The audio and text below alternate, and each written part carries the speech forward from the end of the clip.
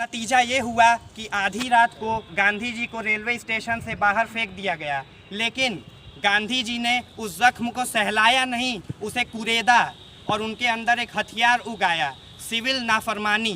जालिम का न कहा मानना ही सिविल नाफरमानी है और इसी के साथ एक इतिहास की शुरुआत होती है। लुई फिशर कहते हैं कि अगर उस अंग्रेज़ के बच्चे को ये मालूम होता कि जिस आदमी को वो ट्रेन के डिब्बे से बाहर फेंक रहा है वही आदमी एक दिन अंग्रेज़ी हुकूमत को पूरे ग्लोब से बाहर फेंक देगा, तो ऐसी गलती कभी नहीं करता।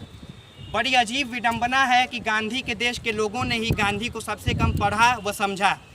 हैरी पॉटर और चेतन भगत को दिन रात भोर दोपहरी एक करके पढ़ने वाली युवा पीढ़ी अगर गांधी जी को तबीयत से पढ़ दी होती तो आज पीढ़ियों का सबक शायद कुछ और होता, लेकिन हमने ऐसा नहीं किया और यही कारण है कि आज तमाम फैंसी और फेसबुकिया ज्ञान हमारे पास हो गए हैं। जैसे बंटवारे का शाश्वत कारण गांधी जी को मानना और गांधी जी को मुस्लिम परस्त कह देना।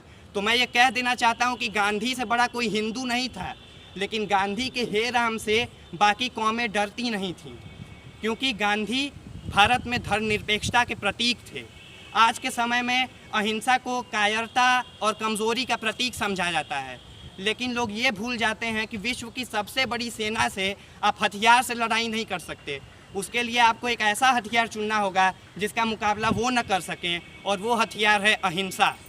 गांधी जी का कहना था कि आँख के बदले आँख फोड़ने से तो पूरी दुनिया ही अंधी हो जाएगी। उनका ये भी मानना था कि ऐसी पढ़ाई जो आपके हुनर को बढ़ावा न दे वो बदतमीज़ी की पढ़ाई है। गांधी जी और तमाम नेताओं और सेनानियों के बलिदानों, आंदोलनों और जेल यात्राओं के फलस्वरूप 15 अगस्त सन 1947 को हमें आज़ादी मिली और हम देशवासी गांधी जी को इतना चाहते थे कि अगले ही वर्ष उन्हें 3 गोलियां मारकर उनकी यही समाधि बना दी। लेकिन गांधी कभी मरते नहीं हैं, क्योंकि गांधी एक विचार का नाम है, गांधी एक व्यक्ति का नाम नहीं है और विचार सदैव जीवित रहता है।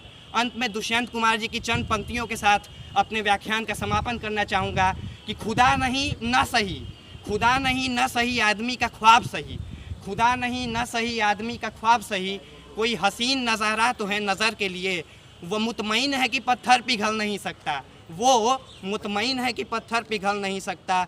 मैं बेकरार हूँ आवाज़ में असर के लिए, मैं बेकरार हूँ आवाज़ में।